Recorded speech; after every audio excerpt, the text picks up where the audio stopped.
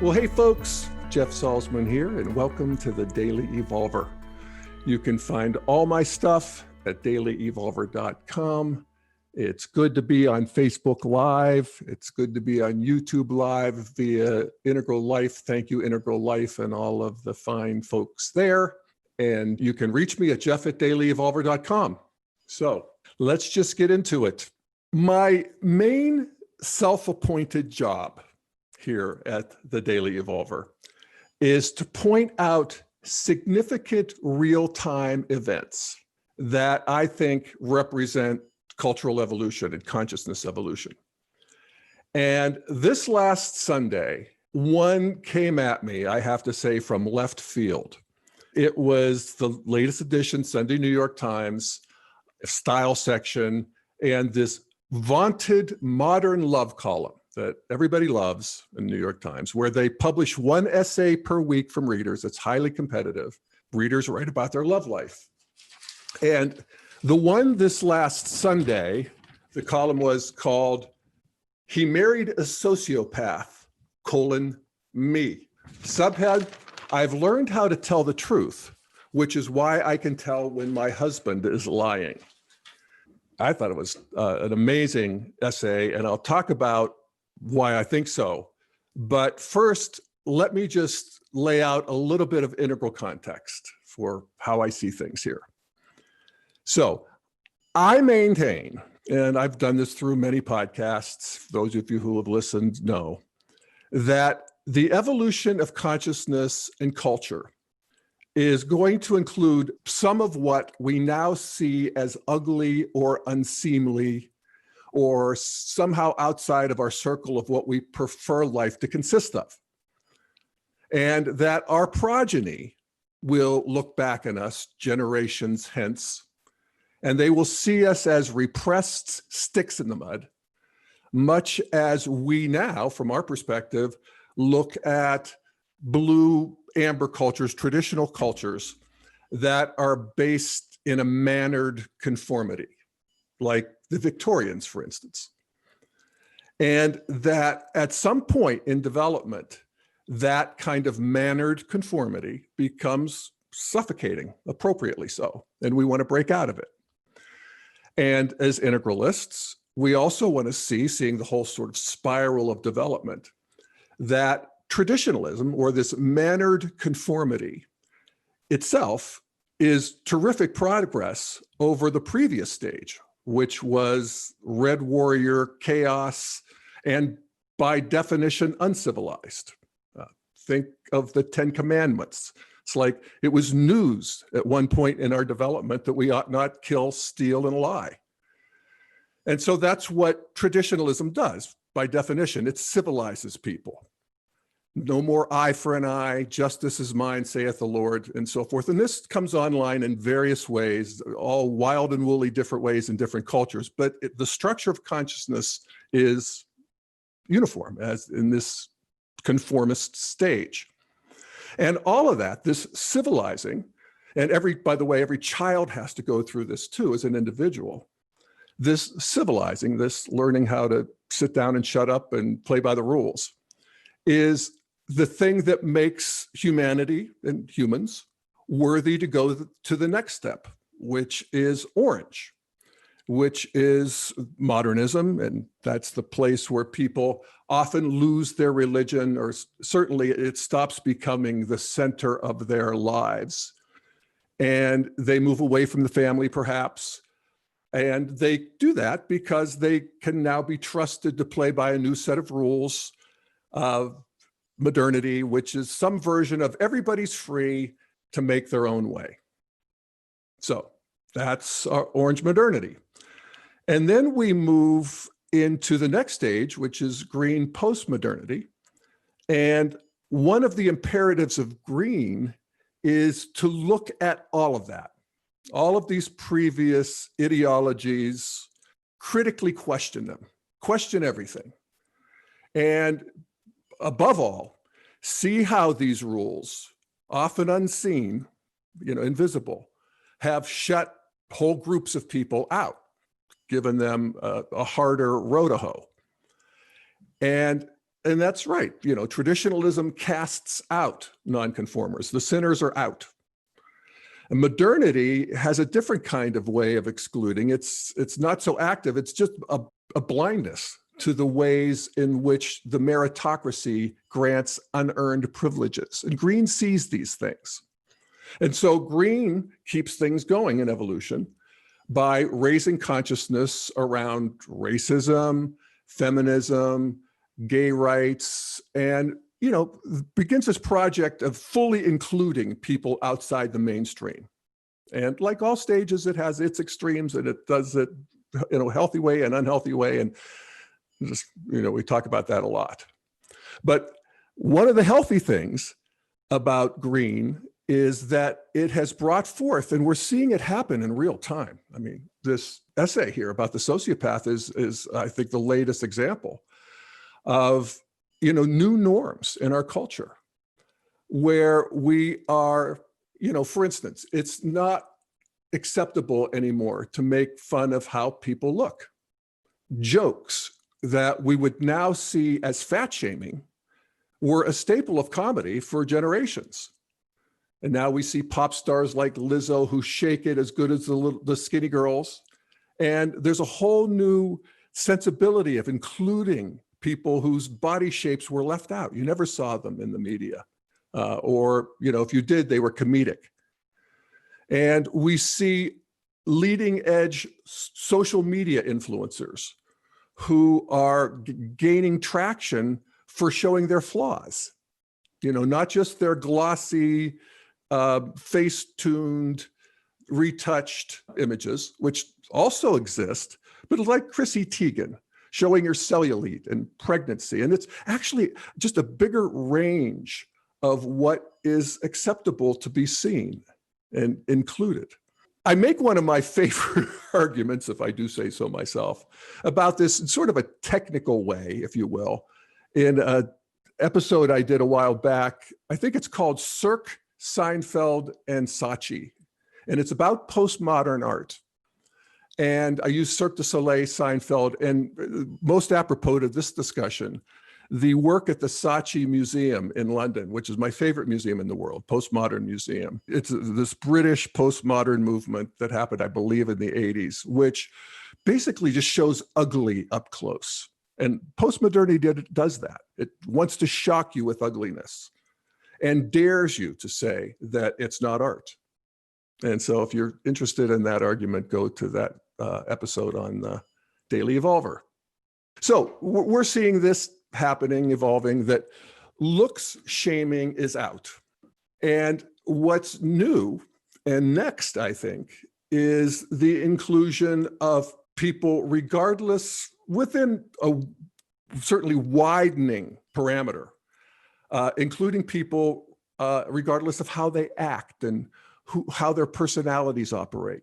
We see this with the mainstreaming in schools and institutions of conditions like autism and Asperger's and various mental health issues in general. We see that these people, it's like Greta Thunberg. She puts her autism right out front. It's a superpower, as she says. It's actually, we get interested in these people because we realize, wait a second, this sort of conformity this sort of modern conformity needs to be broken, because that itself is suffocating. And so we see it, and I see it, and I love it so much on Reddit.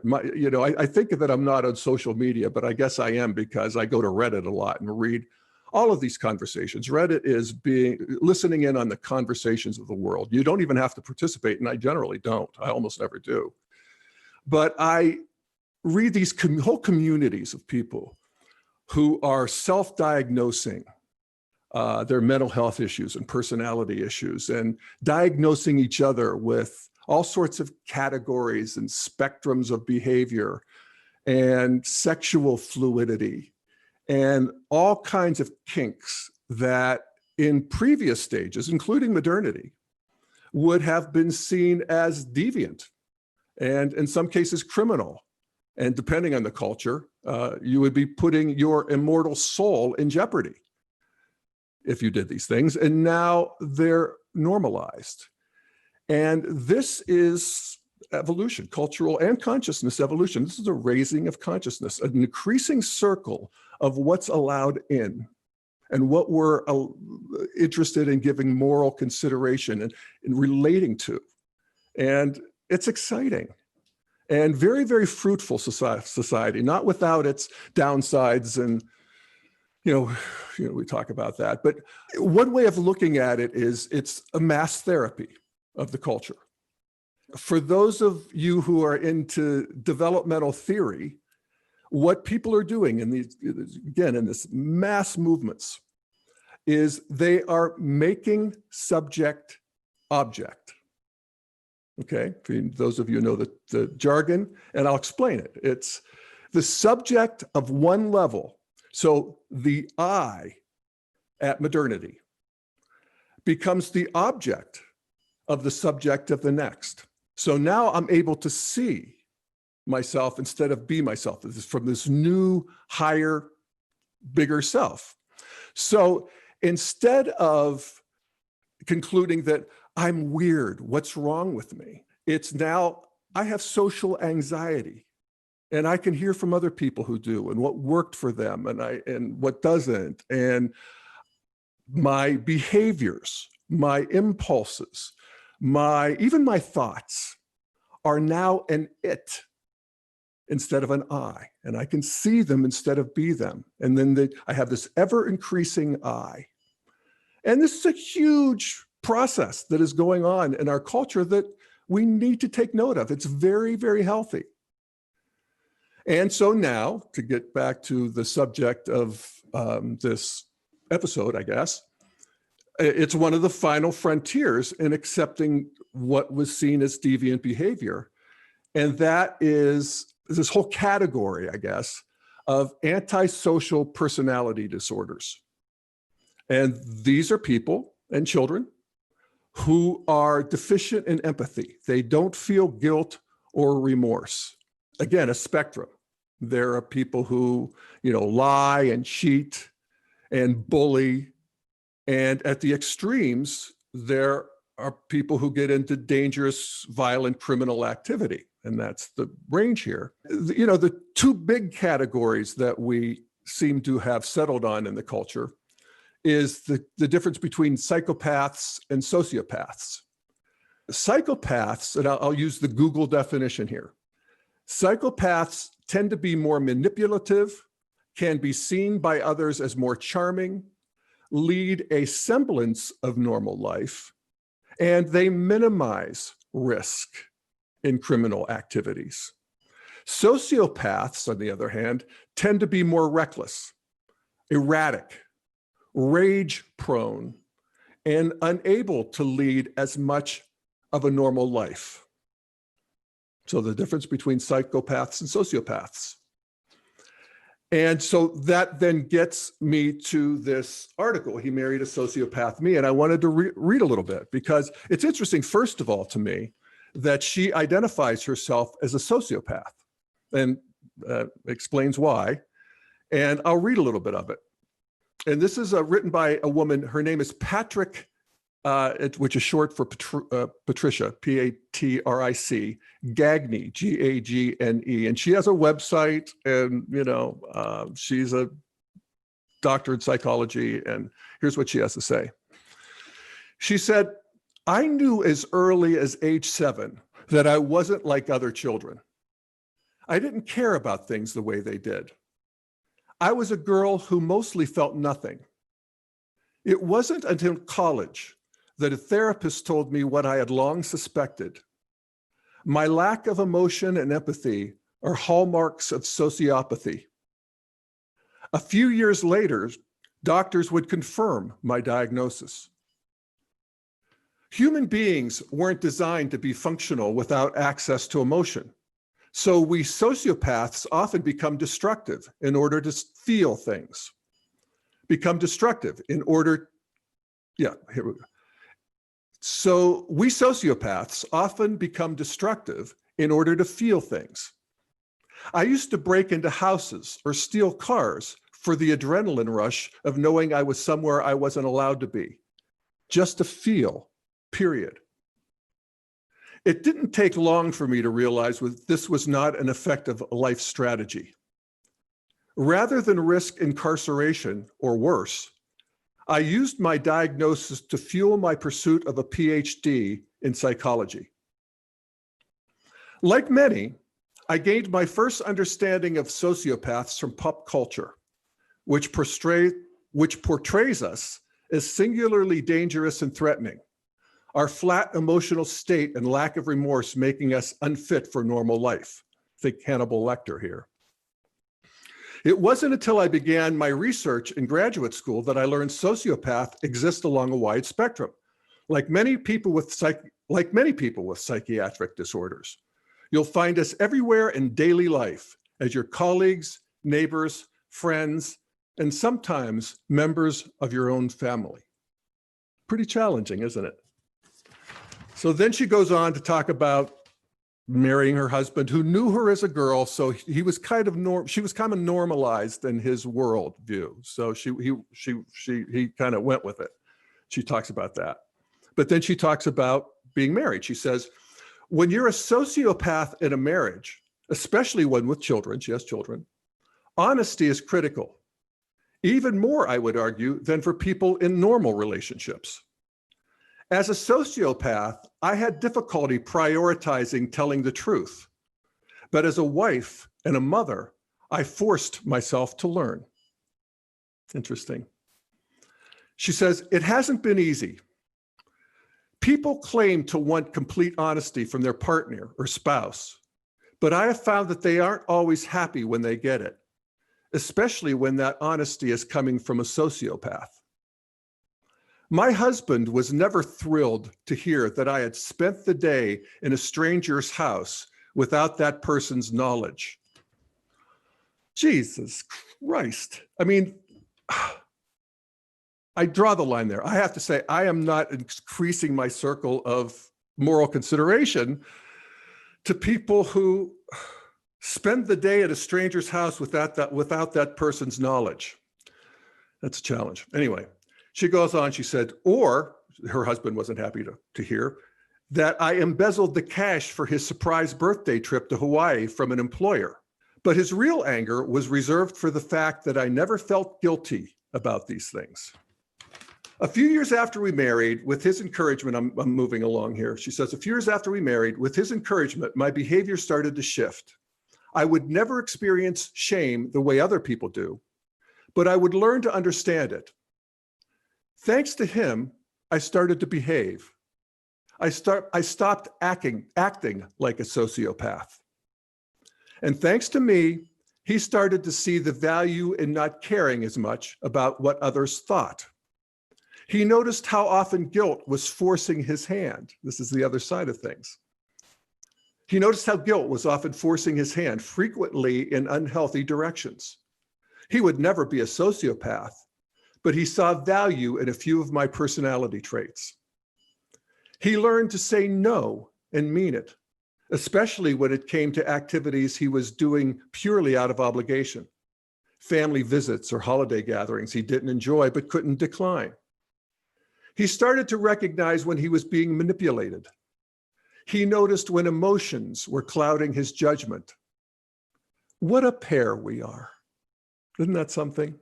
So it's worth reading and worth checking out. And actually, she has a website, and she is, as she says in her website, I am working to expand the definition of sociopathy to include its status as a spectrum disorder. Sociopaths are not inherently evil people.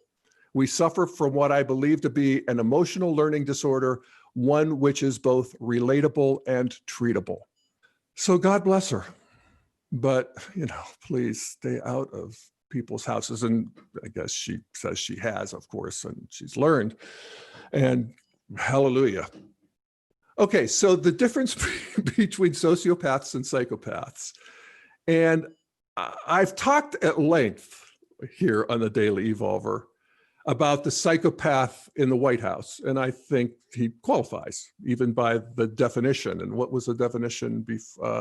Manipulative, charming, lead a semblance of normal life, and minimize risk in criminal activities. I think that kind of qualifies. we talk about the green norms, about don't make fun of people, don't bully. Donald Trump did not get that memo. The truth is, about a third to a 40% of the people in this country don't really have that memo.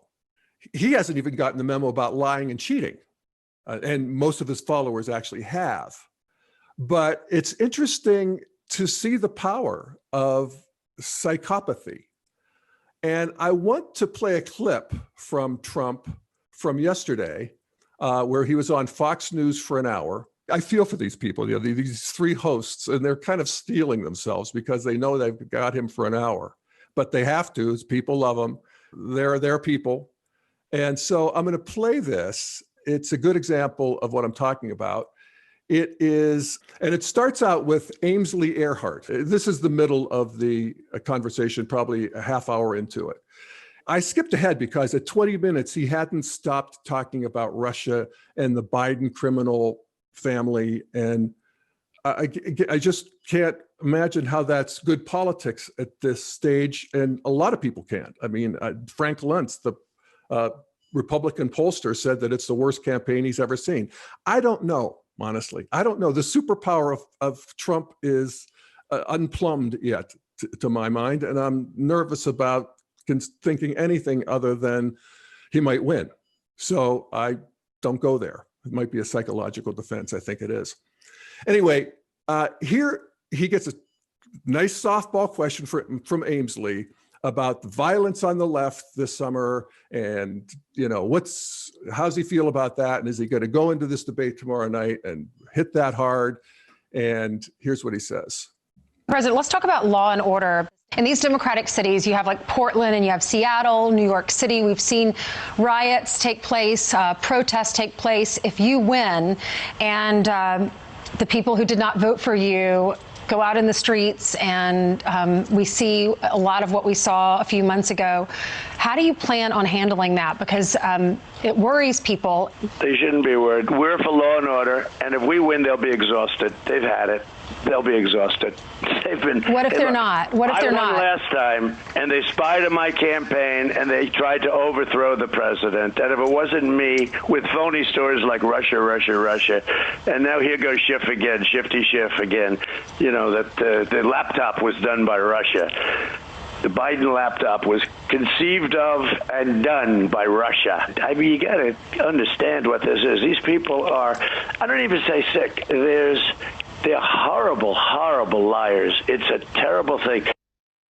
What Trump has always been is, as I've diagnosed integrally, a red character. He's operating from the egoic state, which is, basically the real person inside the circle is oneself. And other people really are seen as objects. I mean, maybe it expands to the family, but it's not expanded very far. And that he's just a fighter. He talks about being a winner, but he's won, he's lost. He just claims victory and moves on. And that's what he's doing here. He just can't help himself but fight, I guess. And the question is, how sick are we of it? And how turned on are people who hate the same people he does, which is the elites, the media, and so forth. How many of them are coming out? And maybe he's right. Maybe just getting them as fired up as possible is the road to a second term. But good Lord, I hope not. And I also would say, just in terms of that Google definition of psychopathy, that, Trump is civilized enough. He is managed to stay this side of the law. Could you imagine, just listening to that, could you imagine being in a meeting with him or trying to stand up to him in any kind of way or negotiation? I mean, it's just one of those things about psychopaths is they have the energy of three people. They're exhausting. And it's funny to me that he said that if he wins again, that they'll be exhausted, the left will be exhausted. At least he gets that. And he's right. We're already exhausted. And we'll hopefully enough people are that we have a different result here and that we can put him in the rearview mirror and talk about Trumpism and not so much just Trump. How about that? All right. And I guess, I wanted to do just a quick update on a new episode. I posted a new episode last night. which is a conversation with me, Jason Lang, and Namali Pereira that we titled When the Spiritual Left Turns Right. And it's about, it was an email that Jason sent to me, and he said, what's your pulse on all the conspirituality out there? And I hadn't heard the term, but he described it. And he said, the weird convergence I'm seeing of my spiritual friends going hard right, Trump, even QAnon. And we talked about it. And, what's it mean from an integral perspective? Because I see it, some of it myself in the integral world. Is it a reaction against the recent eruptions of mean green? Is it an evolutionary regression brought on by the stress of the pandemic? Or is it a strange integration of split off fragments of earlier stages, which I think there's an argument for that? Or do these people see something that the rest of us don't? I think that's probably true too. That's what's so cool about integral, is that there's a lot of stuff you don't know. So anyway, check that out if that appeals to you. And I think I'll end with a laugh. It's a cartoon. Namali sent it to me this morning. It's an old Gary Larson cartoon. It's just a good laugh about what's going on today. Little did he know when he did this cartoon. It shows these two psychologists walking into this dictator's office, and he's got this huge picture of himself on the wall, and he's sitting behind a desk with all of his emulets and badges and medals and everything. And they say to him, they're holding their clipboards. It's so Gary Larson. It's so cool. And they say, sorry, Your Highness, but you're really not the dictator of Lithuania, a small European republic. In fact, there is no Lithuania. The hordes of admirers, the military parades, this office. We faked it all as an experiment in human psychology. In fact, Your Highness, your real name is Edward Belcher. You're from Long Island, New York, and it's time to go home, Eddie. Okay, folks, that's it for today. Thanks for tuning into the Daily Evolver. Again, check me out at dailyevolver.com. Thank you for Integral Life for hosting me on Integral Live, and write me at jeff@dailyevolver.com. All right, take care, folks. See you next time.